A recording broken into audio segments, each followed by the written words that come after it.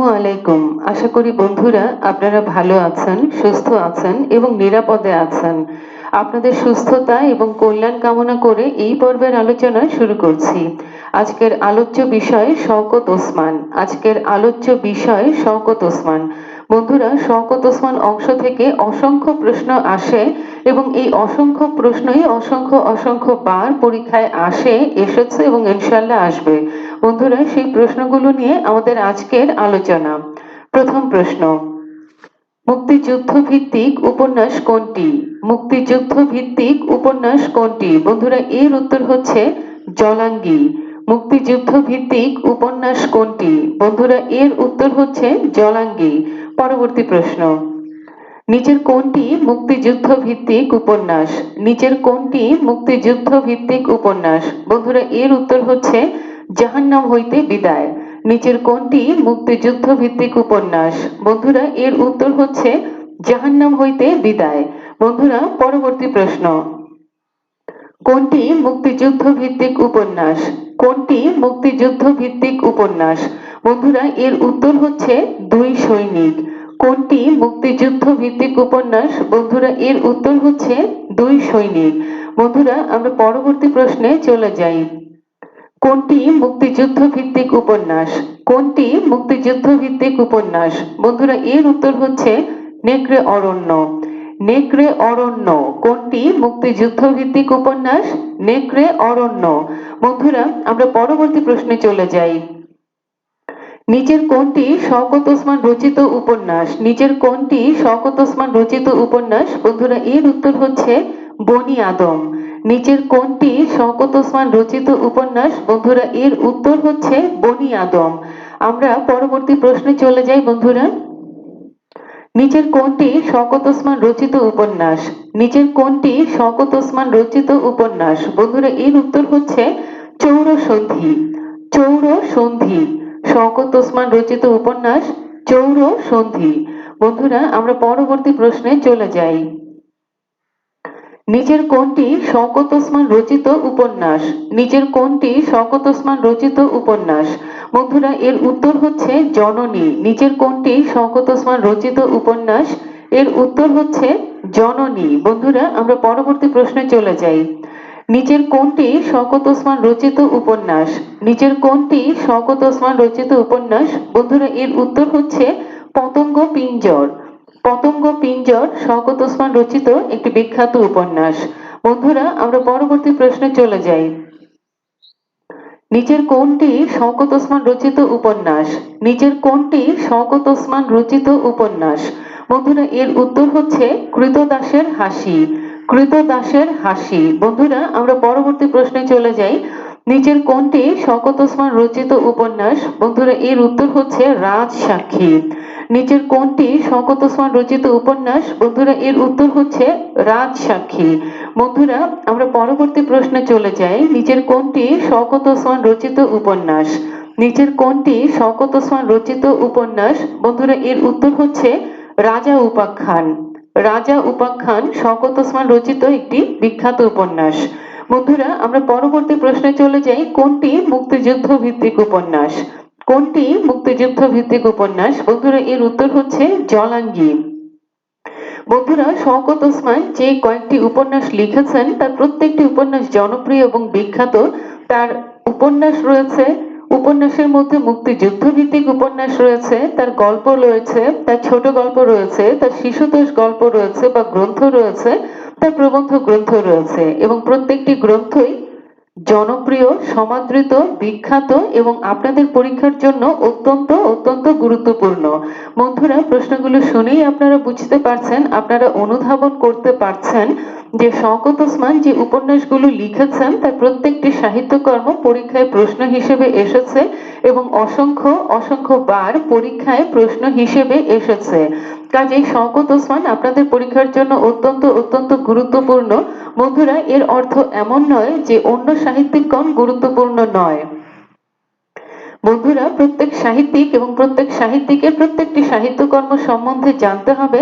বন্ধুরা, আমরা ফিরে আসি শওকত ওসমান। এই আলোচনায় তার উপন্যাস সম্বন্ধে আমরা জানছিলাম, আমরা পড়ছিলাম এবং তার প্রত্যেকটি উপন্যাস পরীক্ষায় প্রশ্ন হিসেবে এসেছে এবং অসংখ্য অসংখ্য অসংখ্যবার পরীক্ষায় প্রশ্ন হিসেবে এসেছে। এই উপন্যাসগুলো বা তার প্রত্যেকটি সাহিত্যকর্ম অত্যন্ত গুরুত্ব বহন করে এবং পরীক্ষার প্রশ্ন হিসেবে অসংখ্য অসংখ্য অসংখ্যবার এসেছে। বন্ধুরা, আমরা পরবর্তী প্রশ্নে চলে যাই। কোনটি ভাষা আন্দোলন ভিত্তিক গ্রন্থ? কোনটি ভাষা আন্দোলন ভিত্তিক গ্রন্থ? বন্ধুরা, এর উত্তর হচ্ছে আর্তনাদ। কোনটি ভাষা আন্দোলন ভিত্তিক গ্রন্থ? বন্ধুরা, এর উত্তর হচ্ছে আর্তনাদ। শওকত ওসমান রচিত আর্তনাদ ভাষা আন্দোলন ভিত্তিক একটি গ্রন্থ এবং অত্যন্ত বিখ্যাত গ্রন্থ। বন্ধুরা, আমরা পরবর্তী প্রশ্নে চলে যাই। আর্তনাদ উপন্যাসের পটভূমি কি? আর্তনাদ উপন্যাসের পটভূমি কি? বন্ধুরা, এর উত্তর হচ্ছে ভাষা আন্দোলন। আর্তনাদ এই উপন্যাসটির পটভূমি কি? বন্ধুরা, এর পটভূমি হচ্ছে ভাষা আন্দোলন। বন্ধুরা, আমরা পরবর্তী প্রশ্নে চলে যাই। কোনটি প্রতীকধর্মী উপন্যাস? কোনটি প্রতীকধর্মী উপন্যাস? বন্ধুরা, এর উত্তর হচ্ছে কৃতদাসের হাসি। কোনটি প্রতীকধর্মী উপন্যাস? বন্ধুরা, এর উত্তর হচ্ছে কৃতদাসের হাসি। বন্ধুরা, আমরা পরবর্তী প্রশ্নে চলে যাই। শওকত ওসমানের রচনা নয় কোনটি? শওকত ওসমানের রচনা নয় কোনটি? বন্ধুরা, এর উত্তর হচ্ছে পিঙ্গল আকাশ। শওকত ওসমানের রচনা নয় কোনটি? বন্ধুরা, এর উত্তর হচ্ছে পিঙ্গল আকাশ। বন্ধুরা, আমরা পরবর্তী প্রশ্নে চলে যাই। মুক্তিযুদ্ধ ভিত্তিক উপন্যাস কোনটি? মুক্তিযুদ্ধ ভিত্তিক উপন্যাস কোনটি? বন্ধুরা, এর উত্তর হচ্ছে জলাঙ্গি। মুক্তিযুদ্ধ ভিত্তিক উপন্যাস জলাঙ্গি। শওকত ওসমান রচিত একটি বিখ্যাত উপন্যাস জলাঙ্গি। এটি মুক্তিযুদ্ধ ভিত্তিক উপন্যাস। নেকড়ে অরণ্য, দুই সৈনিক, জাহান্নাম হইতে বিদায়, এই উপন্যাসগুলো শওকত ওসমান রচিত বিখ্যাত উপন্যাস এবং এই প্রত্যেকটি উপন্যাস মুক্তিযুদ্ধ ভিত্তিক উপন্যাস। বন্ধুরা, আমরা পরবর্তী প্রশ্নে চলে যাই। জাহান্নাম হইতে বিদায় উপন্যাসটির লেখক কে? জাহান্নাম হইতে বিদায় উপন্যাসটির লেখক কে? বন্ধুরা, এর উত্তর হচ্ছে শওকত ওসমান। জাহান্নাম হইতে বিদায় উপন্যাসটির লেখক কে? বন্ধুরা, এর উত্তর হচ্ছে শওকত ওসমান। কোনটি মুক্তিযুদ্ধ ভিত্তিক উপন্যাস? বন্ধুরা, এর উত্তর হচ্ছে জলাঙ্গি। কোনটি মুক্তিযুদ্ধ ভিত্তিক উপন্যাস? বন্ধুরা, এর উত্তর হচ্ছে জলাঙ্গি। বন্ধুরা, আমরা পরবর্তী প্রশ্নে চলে যাই। আমলার মামলা নাটকটির রচয়িতা কে? আমলার মামলা নাটকটির রচয়িতা কে? বন্ধুরা, এর উত্তর হচ্ছে শওকত ওসমান। আমলার মামলা এই নাটকটির রচয়িতা শওকত ওসমান। বন্ধুরা, আমরা পরবর্তী প্রশ্নে চলে যাই। তস্কর ও লস্কর নাটকটির রচয়িতা কে? তস্কর ও লস্কর নাটকটির রচয়িতা কে? বন্ধুরা, এর উত্তর হচ্ছে শওকত ওসমান। শওকত ওসমান রচিত দুটি বিখ্যাত নাটক, একটি নাটক আমলার মামলা, আরেকটি নাটক তস্কর ও লস্কর। বন্ধুরা, আমরা পরবর্তী প্রশ্নে চলে যাই। সংস্কৃতির চড়াই উতরাই প্রবন্ধ গ্রন্থটির রচয়িতা কে? সংস্কৃতির চড়াই উতরাই প্রবন্ধ গ্রন্থটির রচয়িতা কে? অথবা সংস্কৃতির চড়াই উতরাই এই বিখ্যাত প্রবন্ধ গ্রন্থটি কার রচনা? অথবা সংস্কৃতির চড়াই উতরাই এই বিখ্যাত গ্রন্থটির লেখক কে? বন্ধুরা, এর উত্তর হচ্ছে শওকত ওসমান। শওকত ওসমান রচিত একটি বিখ্যাত প্রবন্ধ গ্রন্থ সংস্কৃতির চড়াই উতরাই। বন্ধুরা, আমরা পরবর্তী প্রশ্নে চলে যাই। মুসলিম মানসে রূপান্তর মুসলিম মানসে রূপান্তর প্রবন্ধ গ্রন্থটির রচয়িতা কে? মুসলিম মানসে রূপান্তর প্রবন্ধ গ্রন্থটির রচয়িতা কে? বন্ধুরা, এর উত্তর হচ্ছে শওকত ওসমান। মুসলিম মানসে রূপান্তর এই প্রবন্ধ গ্রন্থটির রচয়িতা হচ্ছেন শওকত ওসমান। বন্ধুরা, আমরা পরবর্তী প্রশ্নে চলে যাই। কোন উপন্যাসটির জন্য শওকত ওসমান আদমজী সাহিত্য পুরস্কার লাভ করেন? কোন উপন্যাসটির জন্য শওকত ওসমান আদমজী সাহিত্য পুরস্কার লাভ করেন? শওকত ওসমান কোন সাহিত্য কর্মের জন্য আদমজী সাহিত্য পুরস্কার লাভ করেন? বন্ধুরা, কোন উপন্যাসের জন্য তিনি আদমজী সাহিত্য পুরস্কার লাভ করেন? বন্ধুরা, এর উত্তর হচ্ছে কৃতদাসের হাসি। বন্ধুরা, কৃতদাসের হাসি এই উপন্যাসটি শওকত ওসমান রচিত একটি বিখ্যাত উপন্যাস এবং এই উপন্যাসটির জন্য তিনি আদমজী সাহিত্য পুরস্কার লাভ করেন। বন্ধুরা, আমরা পরবর্তী প্রশ্নে চলে যাই। কোনটি শওকত ওসমানের রচনা নয়? কোনটি শওকত ওসমানের রচনা নয়? বন্ধুরা, এর উত্তর হচ্ছে ভেজাল। ভেজাল শওকত ওসমানের কোনো রচনা নয়, অর্থাৎ এই লেখাটি শওকত ওসমানের লেখা নয়। কোনটি শওকত ওসমানের রচনা নয়? ভেজাল। বন্ধুরা, আমরা পরবর্তী প্রশ্নে চলে যাই। কৃতদাসের হাসি উপন্যাসের রচয়িতা কে? কৃতদাসের হাসি উপন্যাসের রচয়িতা কে? বন্ধুরা, এর উত্তর হচ্ছে শওকত ওসমান এবং কৃতদাসের হাসি এই উপন্যাসের জন্য তিনি আদমজী সাহিত্য পুরস্কার লাভ করেছিলেন। বন্ধুরা, আমরা পরবর্তী প্রশ্নে চলে যাই। নিচের কোনটি শওকত ওসমান রচিত শিশুতোষ গ্রন্থ? নিচের কোনটি শওকত ওসমান রচিত শিশুতোষ গ্রন্থ?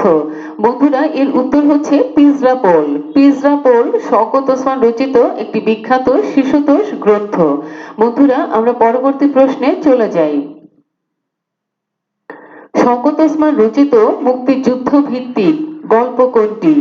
শওকত ওসমান রচিত মুক্তিযুদ্ধ ভিত্তিক গল্প কোনটি? বন্ধুরা, এর উত্তর হচ্ছে জন্ম যদি তব বঙ্গে। জন্ম যদি তব বঙ্গে শওকত ওসমান রচিত মুক্তিযুদ্ধ ভিত্তিক একটি বিখ্যাত গল্প। বন্ধুরা, আমরা পরবর্তী প্রশ্নে চলে যাই। কোন গল্প গ্রন্থের জন্য শওকত ওসমান ফিলিপস পুরস্কার লাভ করেন? কোন গল্প গ্রন্থের জন্য শওকত ওসমান ফিলিপস পুরস্কার লাভ করেন? বন্ধুরা, এর উত্তর হচ্ছে ঈশ্বরের প্রতিদ্বন্দ্বী। ঈশ্বরের প্রতিদ্বন্দ্বী এই গল্প গ্রন্থটির জন্য শওকত ওসমান ফিলিপস পুরস্কার লাভ করেছিলেন। বন্ধুরা, আমরা পরবর্তী প্রশ্নে চলে যাই। শিশু কিশোরদের জন্য লেখা শওকত ওসমানের গ্রন্থ কোনটি? শিশু কিশোরদের জন্য লেখা শওকত ওসমানের গ্রন্থ কোনটি? বন্ধুরা, এর উত্তর হচ্ছে জুনু আপা ও অন্যান্য গল্প। জুনু আপা ও অন্যান্য গল্প এই গ্রন্থটি শিশু কিশোরদের জন্য লেখা একটি শিশুতোষ গ্রন্থ। বন্ধুরা, আমরা পরবর্তী প্রশ্নে চলে যাই। নিচের কোনটি শওকত ওসমান রচিত শিশুতোষ গ্রন্থ?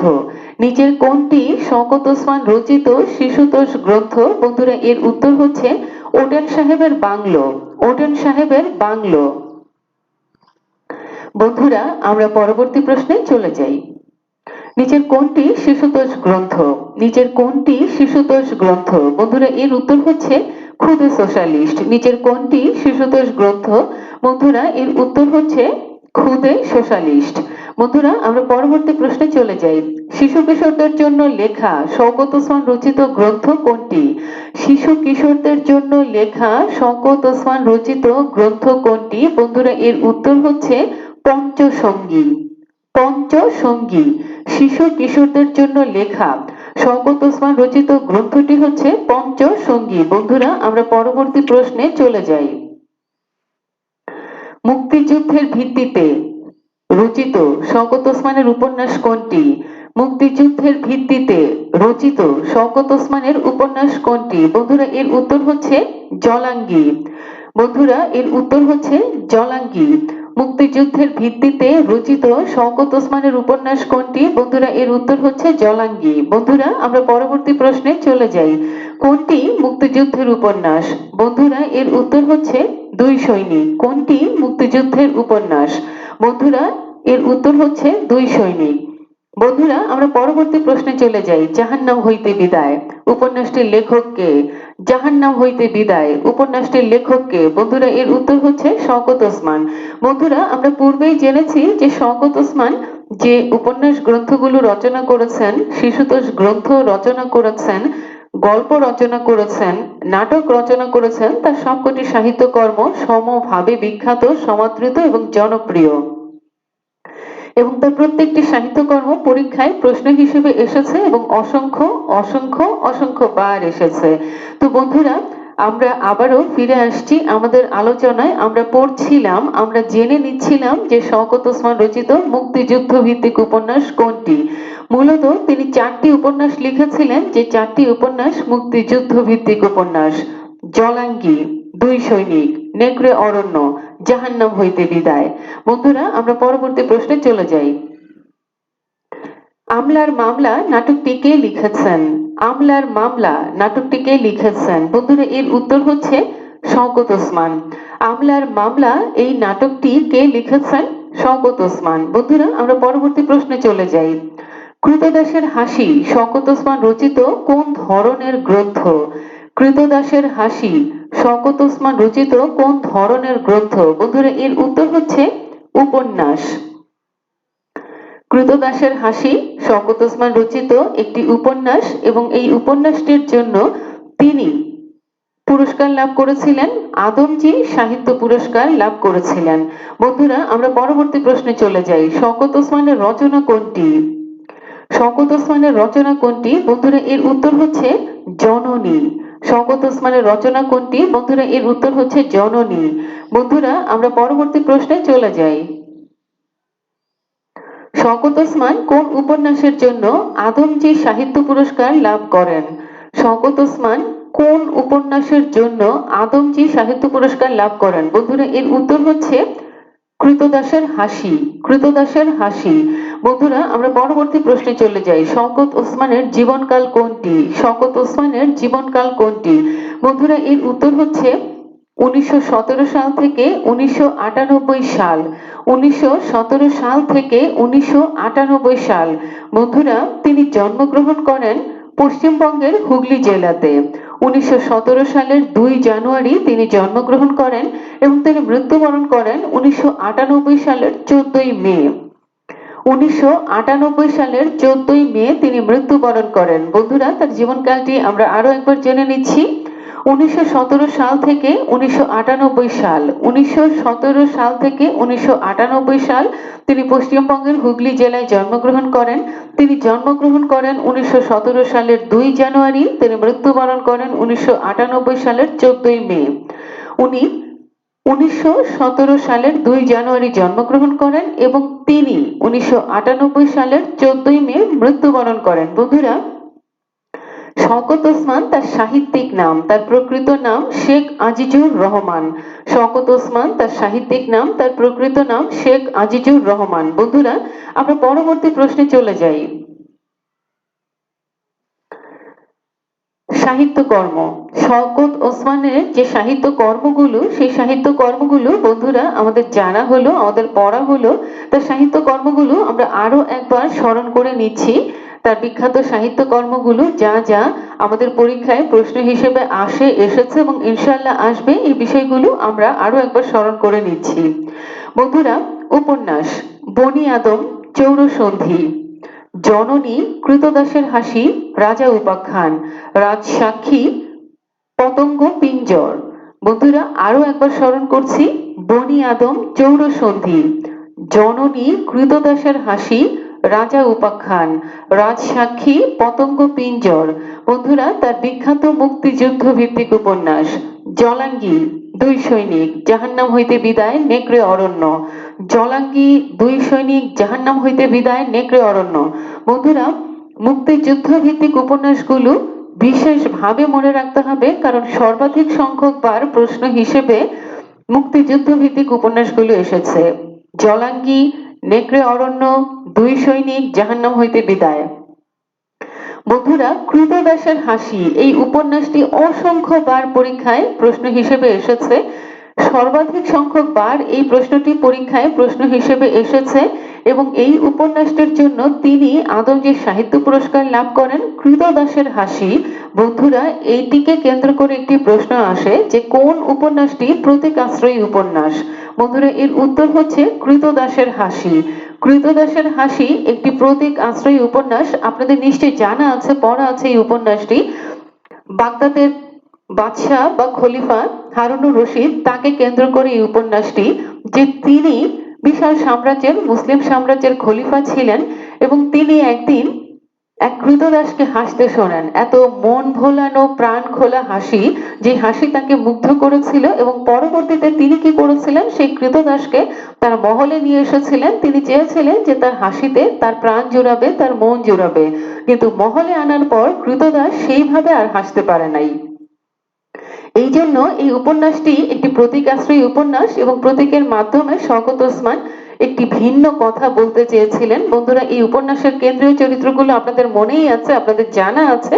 কৃতদাসের হাসি, সেই কৃতদাসের নাম ছিল তাতারি, তার একটি নায়িকা চরিত্র ছিল মেহেরজান এবং কেন্দ্রীয় চরিত্র বাগদাদের খলিফা হারুনুর রশিদ। হারুনুর রশিদ এবং তাতারি এই দুই মূল চরিত্র কেন্দ্রীয় চরিত্র। আপনাদের তো উপন্যাসটি ইনশাল্লাহ আলহামদুলিল্লাহ পড়া আছে বলে আমি বিশ্বাস করি, আর যদি না পড়া থাকে ইনশাল্লাহ আপনারা পড়বেন। অত্যন্ত চমৎকার একটি উপন্যাস, কৃতদাসের হাসি, প্রতীক আশ্রয়ী একটি উপন্যাস, এবং সবচেয়ে গুরুত্বপূর্ণ কথা, সর্বাধিক সংখ্যক বার এই উপন্যাসটি পরীক্ষায় প্রশ্ন হিসেবে এসেছে। কৃতদাসের হাসির জন্য শওকত ওসমান সাহিত্য পুরস্কার লাভ করেছিলেন, আদমজী সাহিত্য পুরস্কার লাভ করেছিলেন।